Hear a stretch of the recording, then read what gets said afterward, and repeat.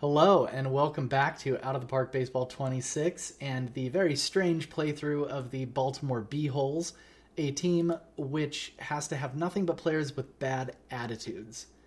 We've started out 5-8 through April 10th. It could definitely be worse. I've seen slower starts in OOTP. But this is just that classic, like nobody's producing and they haven't really got off the couch yet. Lars Nootbaar is killing it. So let's hope a couple other people step up and make that happen. A little concerned that Trey Sweeney's 317 average and 341 on base percentage is only translating into an OPS plus of 86. So we'll see what happens there, but he's going to have to play great defense to earn his keep. And as we move over to the pitching, you can see Scooball is getting shelled, Webb is getting shelled, Gallen's kind of holding his own. My relievers, it's a bit of a mixed bag. Felix Bautista striking out the world, but also giving up some runs. Clase and Bautista are in that dual stopper role. And then I've just left everyone else in middle relief, long relief, and I do have Michael Plasmeyer as a specialist. There are two new names on this list from last time, the Edward Cabrera and Edward Bizardo. I like to think of Edward Bizardo as like the clubbing secret alter ego of Edward Cabrera. I know that's ridiculous, but it just helps me keep track of the Edwards.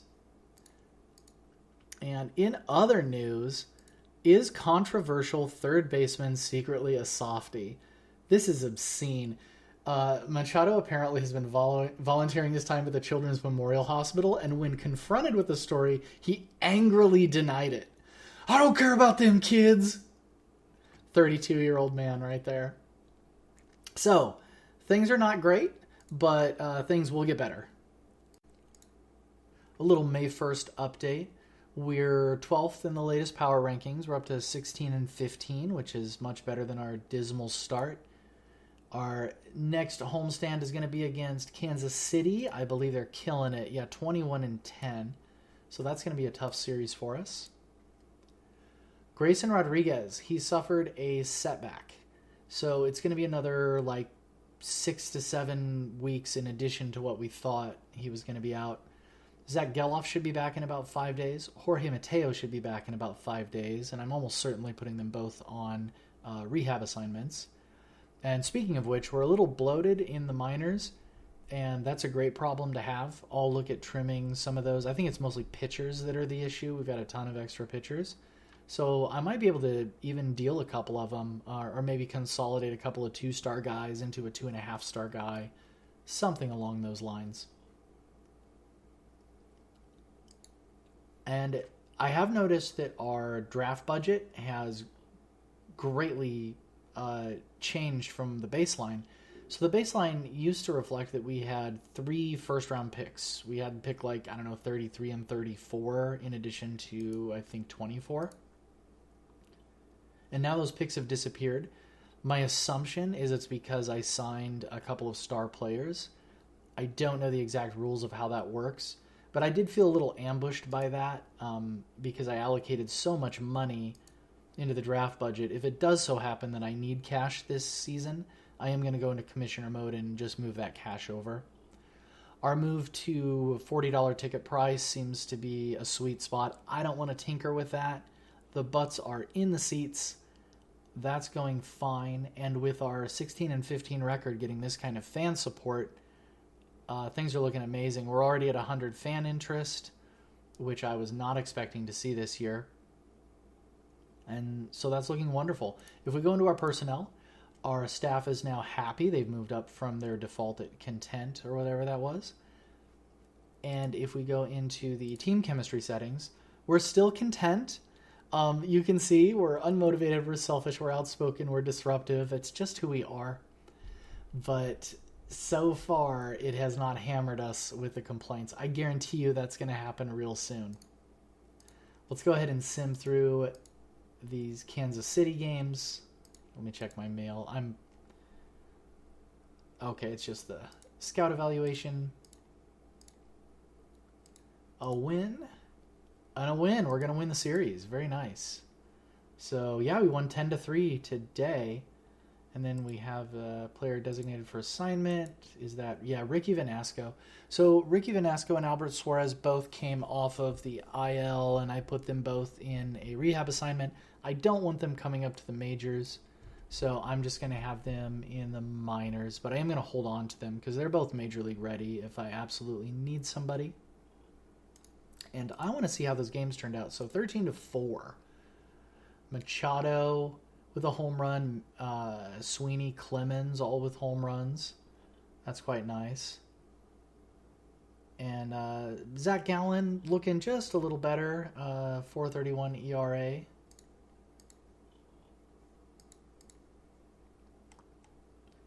And Tarek Skubal, as you can see, he's calmed down a bit. 4.74 ERA reflects that he's been pitching very well from where he started, up over 8.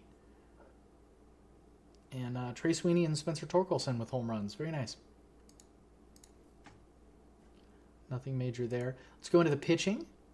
And as you can see, everything's looking so much better on the pitching front. I do have Sean Reed-Foley, who is struggling. Bailey Falter struggling a little bit. I don't want to waive him because I don't want to lose him. So I do want to bring up, though, here's my issue, is I would really like to bring back up, who was it? Trent Harris. Pitching very solidly. That 3.92 ERA in the minors, in AAA at least, in this hitters league, in the International League, is good for a 1.38 ERA plus. He's walking a little bit, not getting shelled too bad with the home runs. He's striking out a lot of guys, and he just looks, primed for the majors. And if I can find a way to bring him back up, either into the rotation or into long relief, I'll do that. Again, I just don't want to take the chance on losing Bailey Falter. And let's check out this quick series with the Twins. Jorge Mateo is eligible to come off. Zach Geloff's eligible, so let's rehab both of them.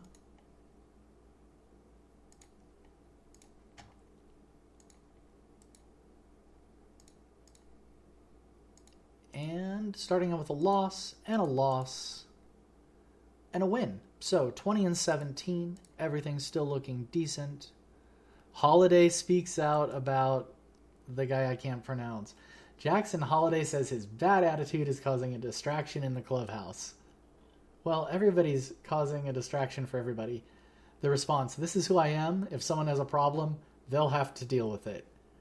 Yeah, I think that's kind of everybody's sentiment on that team. I don't see anything too impactful for us. Let's see where we are in the power rankings. We're up to 4th in the power rankings. How about that? So things are looking up for the B-holes, and we will check back in as we get closer to the draft. It's May 23rd, and there's been a fairly big shakeup in the lineup. Jonathan India has partially torn his labrum, and he's going to be out for 7 weeks. Still 5 weeks till we get back Grayson Rodriguez. And I have moved up Jorge Mateo and Zach Geloff off of the IL. And then I have demoted Casey Schmidt back to AAA to just get a little more time. He wasn't playing well. He wasn't anything to speak of on offense or defense. We are having some problems at shortstop right now. It looks like Mateo and Trey Sweeney are both just kind of not amazing at short. But we are going to do some batting splits here. It's the same with Kyle Isbell and Brenton Doyle sharing center field. I've brought in Jorge Mateo to play right field. He's got some fairly impressive chops over there. Trey Sweeney, I'm going to leave at shortstop because, in AAA, Mateo was putting up about the same negative zone rating that Trey Sweeney was. So I see no reason to make a change because Sweeney's hitting him pretty good. He's up to a 113 OPS plus. And everyone's hitting reasonably well. Manny Machado was leading the way last I looked. Spencer Torkelson has been pulled out of the outfield. He has had ratings decline. So that job now goes to Lars Nootbaar, whose ratings have, if I'm not mistaken, have actually gone up with my new scout. And then Cody Clemens and Zach Geloff are going to be sharing some of the infield duties. Cody Clemens, since he's a lefty, he's going to play against right-handers. Zach Geloff's going to start against lefties. And I'm going to have Zach Geloff, just like with the Isbell Doyle split in center. He's going to play every third game on his offhand. And that should be it for that. Let's see how they're hitting them. Yeah, Manny Machado at a 118 OPS plus. I now have, basically most of my lineup is hitting reasonably well. And the only guy right now who's a total disaster on offense is Brenton Doyle.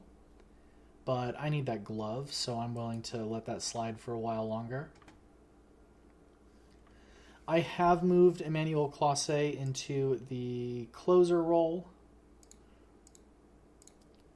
And then I'm bringing in Felix Bautista. Let's go 8th plus or later because he's got, 30 stamina? Yeah, that'll be fine. And I moved Felix Bautista to set up 7th or later, secondary closer.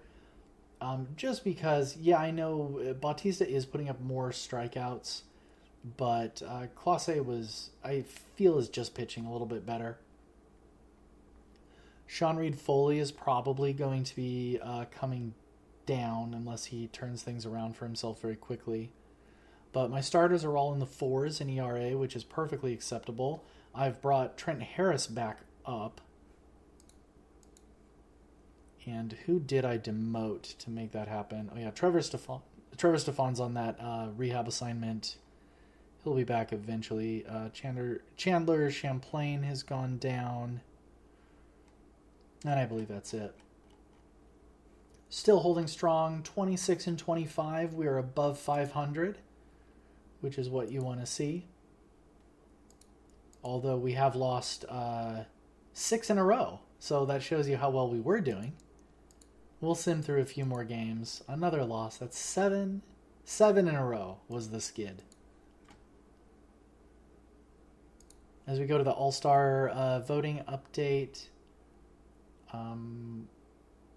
We've lost one or two. But we have Jackson Holliday at second base, Manny Machado at third, getting a lot of votes. 2 of our starters, Skubal and Webb, and then Emmanuel Clase is the leader in the reliever position. So it looks like we're going to have a handful of all-stars, which will be nice. Oh, look, Jordan Westberg, who I traded, is player of the week. That's nice. Always happens, doesn't it? Go ahead and sim through the rest of May, taking on the Cardinals, who are not a great team. Andrew Kitteridge, you're going on a rehab assignment, and then we'll hopefully try to get rid of that guy. Okay, we've won 6-2. And a loss. And a tie? Yeah, a tie after 15 innings. That's fine. Cody Clemens suspended for 2 games. That's fine. I shouldn't have to make any roster changes for that. What did he do? Hassle an umpire and paid the consequences. Ooh. Arguing a lot over a strike. That's fine. Oh, we've got a scout pick. Not very lucky in this so far in terms of bad personalities. We don't know how he is yet. Let's pull up the International Complex. We have gotten a couple of decent prospects pop up, but this is not really a prospect if that's true. And they have probably gonna have good personalities, so they won't be of much use to me. If we go into the waiver wire, let's see what's going on there. Nothing I care about. And then let's look at the trading block. We haven't seen that yet. Ryan Helsley, perennial trading block member. And as we scroll down, I don't have any shortlisted players until you get all the way down here to TJ McFarland, who is just not a consideration. So nothing there for us. Back to the grind. 28, 27, and 1. Let's see if we can hold on to that record against the White Sox. Tyler Wells is going on a rehab assignment now. What's his deal? He's okay. We can use him if we have to. I am going to keep him. Oh, I can't keep him down in the minors. He doesn't have a personality. I actually have to trade or cut him immediately. So I will take care of that off screen. And we'll finish up this series against the White Sox and move into June.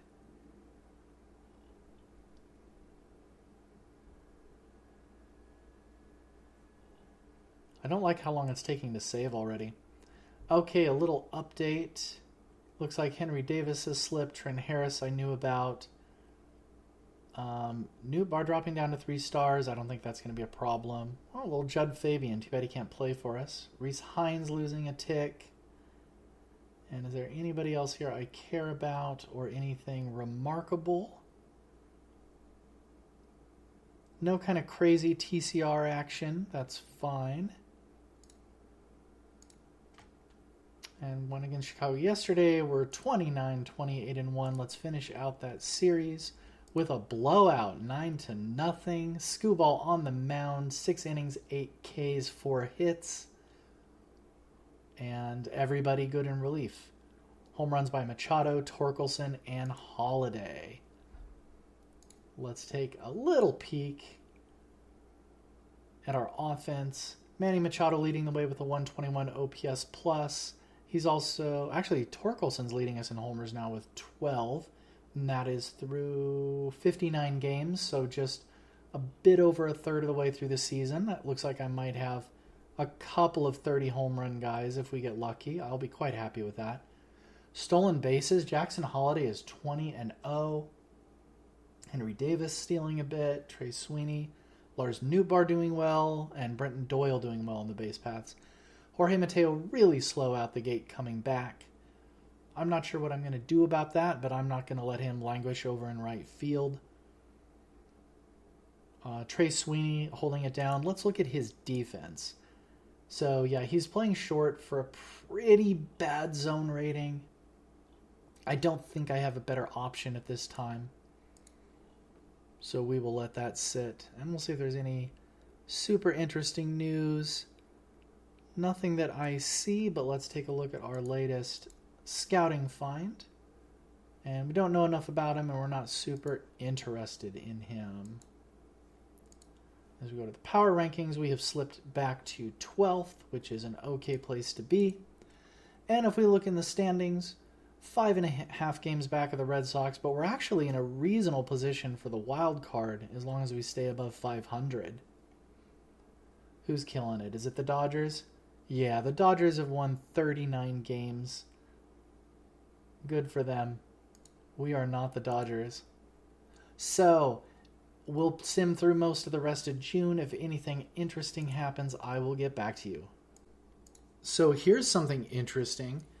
I was trying to offload Tyler Wells, who just came off the injured list, and I'm paying him, so I can't really keep him in my minors. I don't want to. So I paired him with Jordan Adams, who's kind of a AAA 25-year-old guy, not really going anywhere, but can play a decent center field.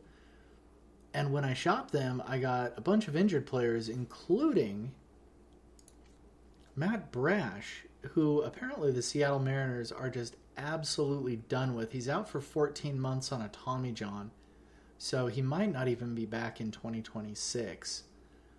But it got me thinking, this is maybe an ethical kind of borderline thing to do, but the Mariners, how likely is it that they would essentially be releasing Matt Brash? I mean, that's basically what this is. I don't think it's very likely, but I also really don't want to pass up the opportunity just to see what happens here. The thinking is, if I grab Matt Brash and I leave him on my injured list, he's not on my roster. He'll never be on my roster unless he develops another bad piece of personality. And if that happens, that would be awesome. So I think I'm going to go ahead and do it. I'm just going to leave him on my IL, and maybe I can trade him out for like a 2.5 star guy with a bad attitude, like some reliever I've been trying to get or something like that. So yeah, that's a little exploitive. I don't love it,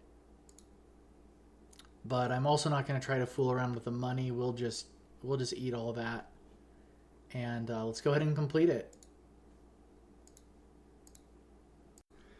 It is now June 26th. We are exactly halfway through the playing season at 39, 41, and 1. Just below 500. We're only 5 games back, though, so we are still in the picture. As we can see, I did do that funky little deal with Matt Brash. In my defense, he is only shopping for like a 2-star player right now. Nobody wants him. So what we're going to do is wait until the off-season, see if we can get some kind of deal, maybe even with the Mariners, because honestly they should take him back. But see if we can get like a 2.5-star reliever for it. I'm not going to try to wait until he's fully healed and then shop him at like 3.5 or 4 stars or something. That would be a little unfair. But we are going to do something with him. Grayson Rodriguez is on his rehab assignment. He is beginning that today. I'm not going to leave him down for the full 30 days unless I go on a huge winning streak because we do need his help. So let's give him at least 3 starts in AAA and see how that goes. Jonathan India will be out another 1 to 2 weeks. I'm not sure if I am going to have a place for him when he comes back, because things are going to shift around a little bit. Jorge Mateo, I think he's done in right field. So if we look at his zone rating, it's not good. He's not playing good defense out there for some crazy reason. And he's also not hitting. He's just not doing anything too amazing right now. And so what we're going to do with Jorge Mateo is we're going to put him into that super utility role because he truly is capable of playing every position and playing them all competently. And I don't really have anybody else who can do that. It would not be better to put him at shortstop because he plays short about the way Trey Sweeney plays short. So you couldn't gain anything there. And with his bat being ice cold, I think we're going to move Kyle Isbell, whose bat is at least working this year. We can move him over to right field. With these numbers, he doesn't have the big arm that he needs, and that is going to hurt him a little bit. But I'm not sure what that translates to in right field as far as a rating, but he's going to be somewhere 60-65 as a right fielder, it looks like, so that'll be fine. That range is really good. And that will free up Doyle to play center field every day, all day. Note he's putting up a 49 OPS plus, and he's at positive WAR. So that tells you that he is playing a dynamite center field. So he didn't earn those gold gloves for nothing. So quite happy to be making that move. If we look at some more batting info here, sorting by WAR, Jackson Holiday leading the way there. If we sort by OPS plus, ignoring Corey Lee tearing up the world, Henry Davis is our leader in OPS plus with a lot of guys close behind. But it's basically a wash. All these guys from 80s to 110. You know, we're hitting as a team just probably ever so slightly below average, which should change. They can't slump forever because we do have some decent hitters on our team. Stolen bases, Jackson Holiday, 25-0 on his stolen base attempts. I'm going to have to up his aggression even more because he's not stealing nearly enough. And that's the case with a couple other players, it looks like, who are not getting caught. So a little more aggressiveness on the base paths. Walks are terrible. We're going to have to do a major plate discipline shakedown in the off season, which is great because that's the program I like more than any other. So pretty happy with that. Henry Davis has been hit by 14 pitches this year. Good gracious. If we look at strikeouts, we have a number of players who are on their way to 120 to 150 strikeouts on the season. Not amazing. We do have some guys throwing up some extra base hits here, some doubles, some triples. Lars Nootbaar is showing just a little bit of pop. Spencer Torkelson leading us in home runs. If he could hit 30 plus, that would be cool. Manny Machado leading the way with 50 runs batted in. I believe he bats third and fourth in the lineup, if I have that right. So you see our offense is underperforming, but they're not critically underperforming. We're still a team. We're still competitive, still in the mix. If we sort by WAR with our pitchers, we'll see that our top 3 starters, they're doing okay. You know, they're maybe giving up a few too many home runs, The walks are like acceptable, maybe a little bit on the high side. K is acceptable, but a bit on the low side. So underperforming ever so slightly. But if I do sort my team by ERA plus, you'll note that we're actually overperforming the league in this statistic. So we're not giving up too many runs, which is very nice. Must be a hitter's year, I'm assuming. I haven't really done a dive into the league statistics. I usually save that for the end of the season. If we look at strikeouts, Skubal on pace to crack 200, which is nice. And yeah, so a middling pitching staff, Trevor Stefan only has 2 innings, so we're not going to send him back down immediately. Sean Reed fully kept his job, which is cool. He's improved that performance. And other than that, I'm quite happy with the bullpen as it stands. If I move over to the rookie draft, I'm not going to do a deep dive here. I just want to show you something cool. 142 pitchers. That's a lot. Catchers in the draft with bad personalities. 30. So this is one of the reasons I actually decided to try this challenge, was because I noticed that in future years, as you were playing, the computer would generate bad personalities for the players at a much higher rate than normal. And so if this sim ends up going 5, 6, 7 years or longer, we're going to not be hurting for players as much. And it'll give us time to develop like a legit farm system on down the line. So having great options at catcher, having plenty of starting pitching to choose from. If I go to all players, you'll see this is not bad. I mean, I've seen whole draft classes that looked like this. And this is the size of the draft class that I'm getting to choose from. And these players will generally be lower priority because of their bad personalities. So we will have a shot at getting a number of good players. So pretty happy about that. Fan interest still at 99. Our ticket price is staying at 40. Our attendance is fantastic, especially compared to last year. The owner is kind of happy, kind of sad. We're not going to be building our farm system. He's a little sad about the record. He's super happy about the fan interest, and that is about all we can do as far as that goes. So there are a few games left to play before we get to the draft and then the All-Star break and then the trade deadline, and we're going to start looking at that stuff next time. So that'll be a part. Thank you all for watching again. So long and take care.